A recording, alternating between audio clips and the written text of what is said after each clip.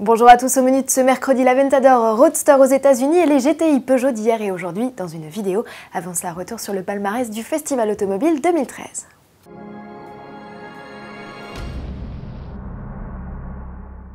Rendez-vous est pris chaque année fin janvier au pied du Dôme des Invalides à Paris pour célébrer l'automobile et ses produits dérivés. Nombreux étaient les invités conviés à assister à la soirée de gala du 28e Festival Automobile International.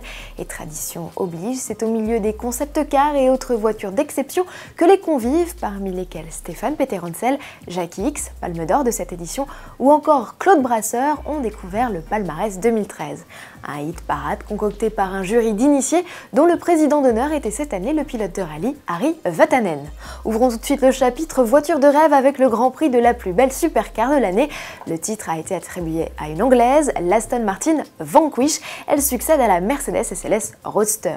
Du côté des concept cars, cocorico, le trophée revient à l'étonnant Peugeot Onyx. Peugeot qui s'illustre pour la deuxième année consécutive puisque c'est le HX1 qui avait été primé l'an passé. Le Grand Prix du Design a lui été attribué à Porsche pour les 50 ans de la 911, un bel hommage à son créateur Ferdinand Alexander Porsche, disparu en 2012. Enfin, le prix spécial du jury a été décerné à Renault pour la renaissance d'Alpine au travers le concept A110-50. Plus proche de nous, le Palladian a reçu le titre de plus bel intérieur. Enfin, le public a élu la Mercedes Classe A plus belle voiture de l'année. L'allemande succède à la BMW Série 3.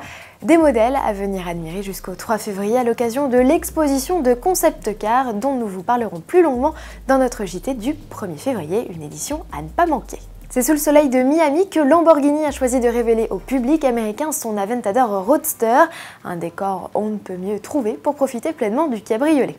Pour le lancement de sa LP704 découvrable sur les terres de l'oncle Sam et célébré par la même occasion son 50e anniversaire, le constructeur Autoro a vu les choses en grand, voire même très grand.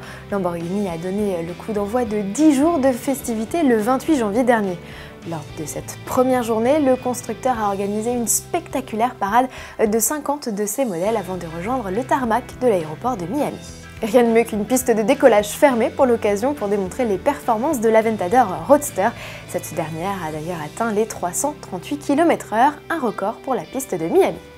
Allez, pour finir, partons en balade avec Peugeot. Le constructeur au Lyon a publié sur sa chaîne YouTube une nouvelle vidéo mettant en scène un mythe et un en devenir, les 205 et 208 GTI.